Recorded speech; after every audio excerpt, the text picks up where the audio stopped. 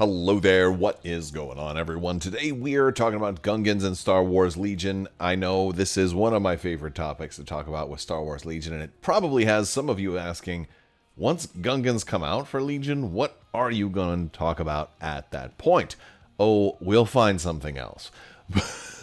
Or we'll keep talking about Gungans.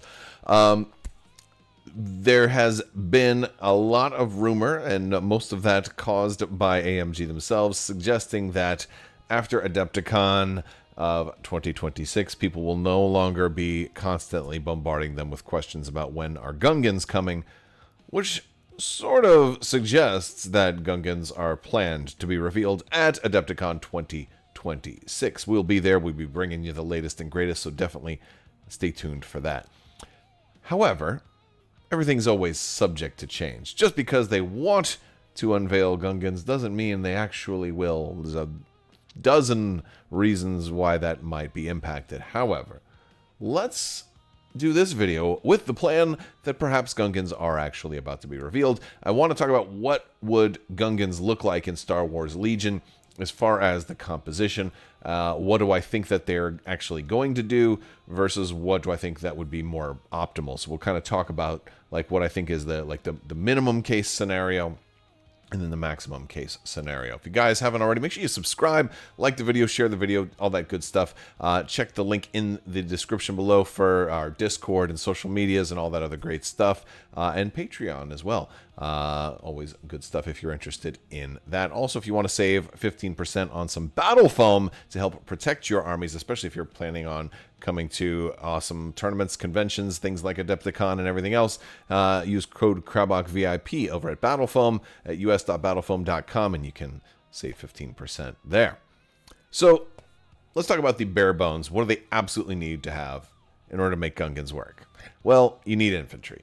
Now, infantry can come in a lot of different forms. I don't expect them to do too many different types of infantry for Gungans, I think, because they're not going to be a standalone faction. If they were going to be a completely standalone faction, I could see breaking them up into like spearmen and shield bearers, and then also like booma launchers and things like that. However, considering that they'll probably be in the Republic, considering that they'll probably be a battle force of Gungans that can also be run. So I think your basic Gungan core, Gungan warriors, I think they would call them, because that seems to be the most likely thing. I imagine it would just be a single core unit. I do think you could have different heavy options. So I think you'd start with just, like, they'd be primarily melee only. And I think you could give them a booma launcher or a shield bearer, and maybe two heavies, maybe not. Maybe the shield bearer would be a personnel upgrade, maybe not. I think there's a couple ways you can do that.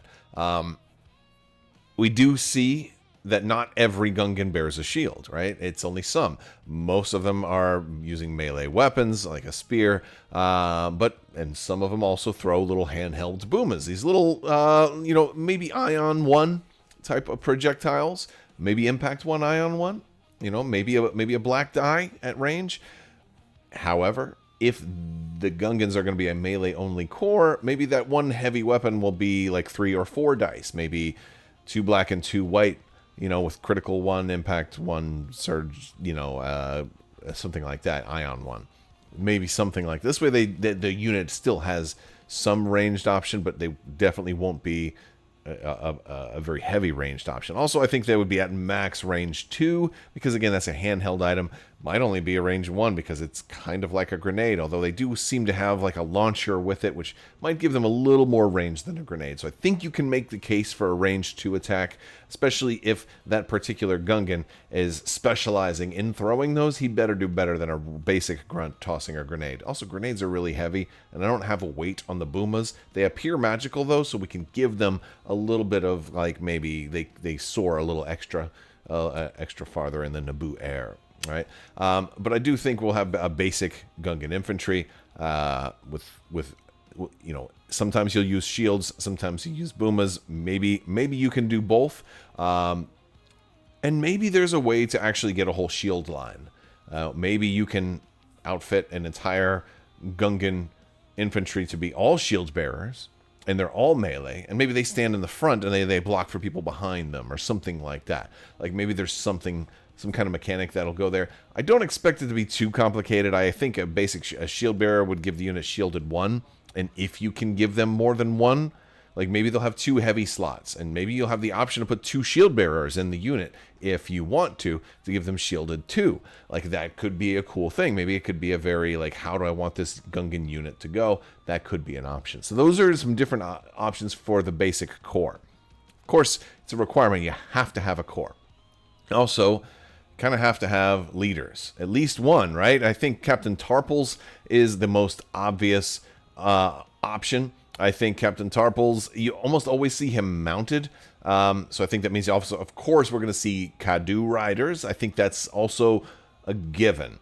But I don't know if they would do Captain Tarpals as an alternate sculpt. Like if you buy like a 2-pack of Kadu riders and you could build one as Captain Tarpals, maybe it's something like that. Maybe it's a support unit of 1. It seems to work because it kind of mirrors the original core set where you had a leader, core, and a support. All right, and so that's kind of what you generally want to get a battle force or a new faction or a new kind of identity into Legion. I think you have to have those things. I do expect that it's going to be possible to be able to run some Gungans alongside clones in just a regular Republic army. I think that that's a reasonable thing. I don't know if they'll have the best synergy unless you're running them as a battle force, though, because I think when you make a whole Gungan battle force is when you definitely have the opportunity to shine. But Gungans didn't always work as a, as an only Gungan army. They also helped out in the Mon Calamari arc in the Clone Wars, so they can also fight alongside the Republic if need be. And of course, the Battle of Naboo was kind of the beginning of that relationship, which kind of, had them kind of come out of hiding and say, okay, well, it's time for us to fight.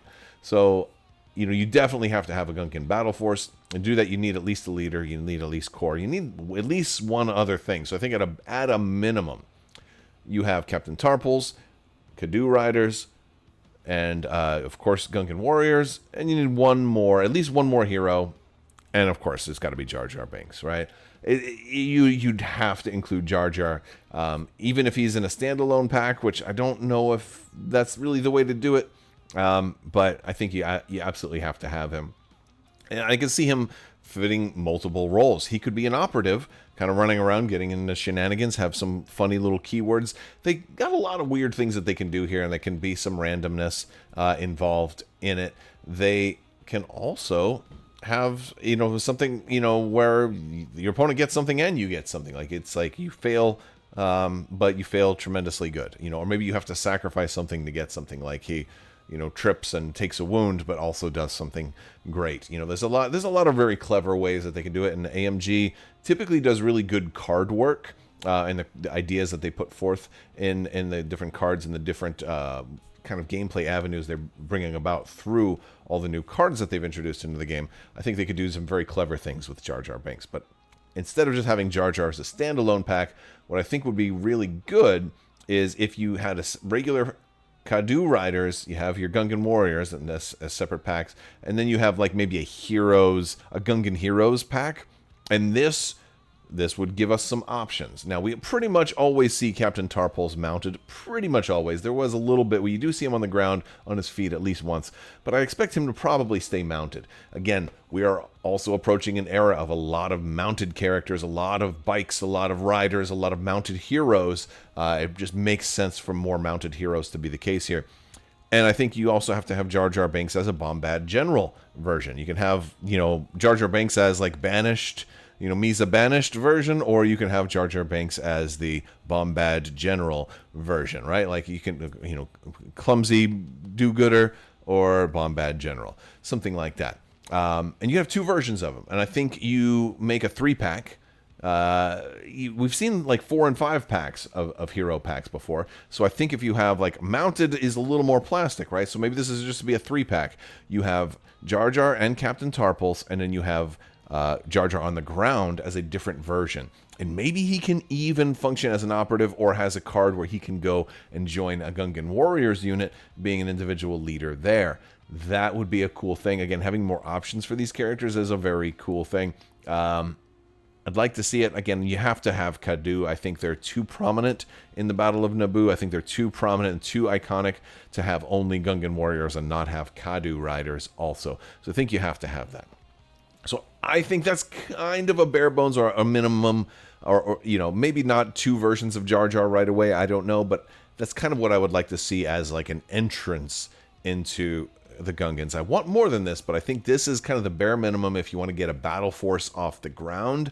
You might have to open up to a couple of other things that exist beyond what is here, but I think this is kind of the minimum to get a battle force off the ground. And I think this is part of the reason why we haven't really seen the Geonosians take off with the battle force that was promised, because they just don't have enough Geonosians in the game yet to really make them a full-fledged battle force and a standalone faction from that perspective. And I think this is what the Gungans would need to do that, because it would be a real cry and shame if we only got Gungan warriors and nothing else to kind of fill out a Gungan army. So this is a minimum. Let's keep going forward with some things that I also would like to see.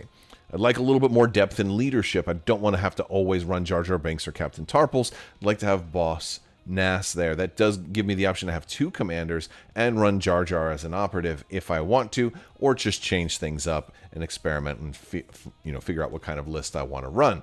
Boss Nass is kind of, seems as somebody who's going to lead from the rear and maybe not take the battlefield, but then again, you also have Tarkin for the Empire now and stuff, so I don't see any reason why he couldn't be out there. He definitely seems like he was a pretty good leader. He's kind of showcased as a little bit of a mean guy, not a villain, but a kind of a mean guy at the beginning, but nothing says that he is, not competent. As a matter of fact, he led his people to safety. He banished Jar Jar, who was clumsy, and apparently it was a good thing because, it seems like he generally makes good decisions and is able to kind of, like, the fact that he was able to make peace with the Naboo, even though it was a lot of effort by Padme and everyone else, but he recognized that, it works. And also you could get a command card of him holding up that big friendship orb or whatever at the end. I believe it was actually one of the Dragon Balls too, so he might even, if he has the other 6, he could summon Shenron, the Eternal Dragon. Dragon Ball Z reference, I don't know, never mind. Let's keep going forward, because I think Boss Nass is definitely a good fit for a Gungan battle force. But we're not done yet. Of course, what Gungan list of how should they look would be complete without having at least one heavy option, right? And a Fambaa is perfect for that. The Fambaa is definitely on my wish list for Gungan items. There's pros and cons for something like this. Some people might say, well, Fambaa is much too big. And I'm going to get to that. But I think Fambaa also is the centerpiece model that the Gungans really need to make the army have table presence. Now, it is possible the Fambaa could only be used for the new large format game, Full Scale War. We'll talk more about that format in the future, because that's going to be an exciting one as well. But it's possible that they could make this only for that format. If so, I'd still definitely pick at least one up. These are the giant shield generator dinosaurs, right, that we see in the Battle of Naboo. They don't all have to be full-grown Fambaas to participate in a game of Legion, right? If it's this big, it wasn't born this big. I bet you it was like a teenager or like maybe a 20-year-old at some point. Maybe it wasn't always quite as big as the AT-AT Walker, right? Maybe, or the AT-AT, maybe they come in different shapes and sizes, folks. Maybe there's and honestly, also with like the really large vehicles, we can have we don't need a one-to-one scale for everything, right? We can have this be like maybe a 15% size reduction, and it captures the immersion still at that point. How many of you guys have put an AT-AT on your table as terrain that isn't 100% in scale with Legion? I think most of us have at some point, right? Or a lot of us have. So it doesn't have to be 100% to scale. It could do a really cool thing by offering some kind of shield bonus on everybody, that's within like range 2 or range 3 of it or something like that, kind of reflecting it, dropping a giant shield bubble. I think this would be great for a larger all-out war type of game, like a Grand Army, full-scale war, the big 2,000-point game that they're going to be unveiling next year as well, because when you have twice as many units on the table, you probably need a little bit less terrain, because you can need room to move everything. And again, and that's okay for a certain type of game. Again, not the standard, tournament format, but a certain type of game where it's more about just, taking all of your stuff and mashing it against somebody else. And something like this, that it does provide like a portable shield generator, could help make up for the lack of cover in some cases. So this would really, really be a great addition to come out in 2026. It would be a heavy option for them. And again, I want to talk about the size, because I think even some people saying, even if you make it a little bit smaller, still way too small. And I think that only depends. Again, you could have a juvenile one. I want to point a reference here to an old action figure, right? Like the episode 1 Star Wars, Hasbro line had these guys out there. Now look at that Gungan. That guy Gungan can reach out and touch the dude's head. So he's only a little bit bigger, right? That's like that's barely bigger than an AAT, or barely taller. It doesn't even have the width, right? Like that could totally work. The Fambaa could totally work if you looked at this as like one possible example of source material. Obviously, the toys aren't always made in exact scale, and so this isn't necessarily the best argument, but I wanted to illustrate that we can say that it's maybe a juvenile Fambaa. And you can make 2 different cards for it. You can have a juvenile Fambaa for a regular game. You can have an adult Fambaa for the larger game. Maybe you have 2 different bases. I don't know. Like there's different options. Or maybe you make it, maybe it doesn't move for the larger game. Maybe it's so big, it's stationary. I don't have a problem with stationary units. We've seen it before with turrets, right? So yeah, I don't have that much of a problem with something if it's that big and it just needs to be stationary. That's fine. But to me, a big part of Legion is the visual aspect. When you are at a tournament or a convention and you see people playing all these different war games, Legion always stands out because it has beautiful table presence. The tournament organizers always put great terrain together, and they take the Legion community takes a lot of passion in their, in the presentation of the game as well. And Fambaas will do a lot for that. And I know that some people might say it's still a little too big, but the presentation of the game means a lot. And I'd hate to have to only use these guys as like terrain or something like that. I would really love to have them in-game provide some kind of function, because maybe, hey, they're given shields, but if you can take down, or if you can, maybe they have a certain number of charges for the shield. It only works so many times, and once you shoot, boom, boom, boom, all right, the shield now is expired. Or maybe it only lasts until turn 2 or something like that, right? There's ways. There's lots of things to do it. If they can't do it, then maybe Fambaas will be, referenced in some kind of, card or something like that. I don't know. I don't want that. Again, best case scenario, give us an actual Fambaa, even if it's a juvenile Fambaa. We don't need them to be quite that big, but it could totally work, at least for full-scale war, right? The 2,000-point extra-large version. Let's do that. But we're not done yet. No, we're not. How about the Gungan Battle Wagon? Seen in the Battle of Naboo, these things transport the giant shells that are used for the artillery.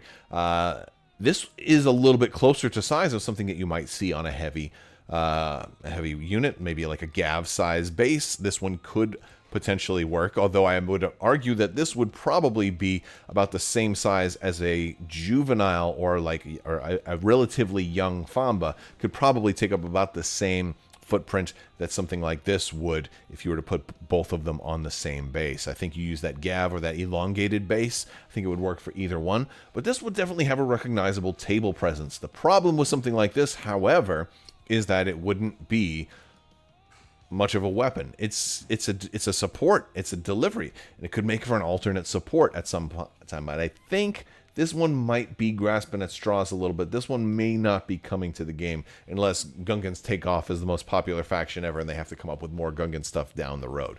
What's more likely is the catapult. The Gungan catapults actually have a lot more realistic place as being on the battlefield.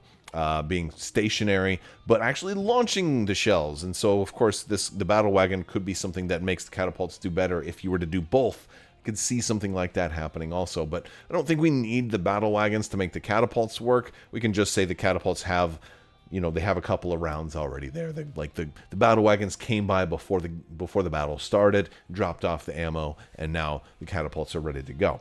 We could do it like that. That's okay. But this would actually be a really cool one. It could be a heavy, could be a support.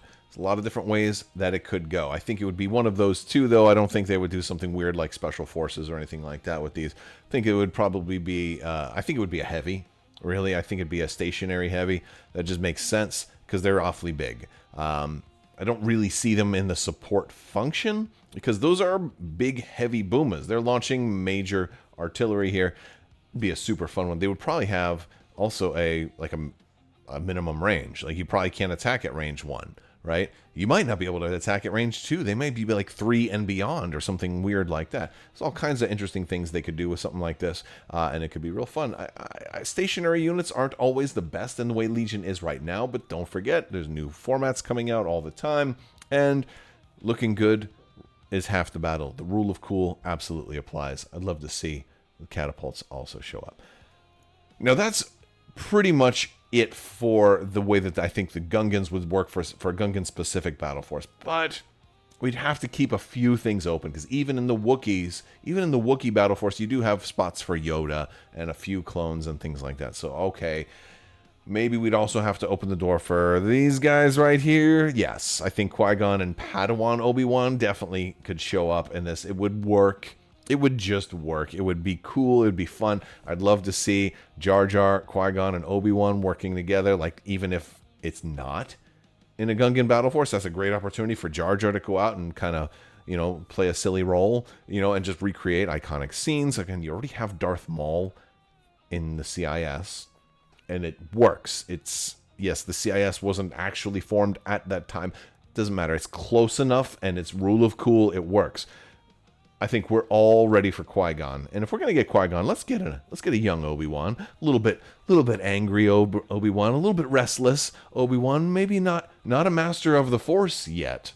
Obi-Wan, not a master of the Force, but still quite capable. Oh yes, quite capable indeed. I would love to see that. It'd be very, very cool. And I figure if we're doing those guys, we can probably. Maybe it becomes a Naboo battle force instead of just a Gungan battle force. It gives them more options. Now all of a sudden you'd have 2 different core options. You could play around with it. You could do more of a joint thing where you have the Naboo guard and some Gungans if you wanted to. And I think choices are always a good thing. I probably wouldn't build the Naboo guard in there too much. But you could do it. You already have Padme. You could also do handmaids if you want to do that. They're already in Shatterpoint. You could do them in Legion also. It would work.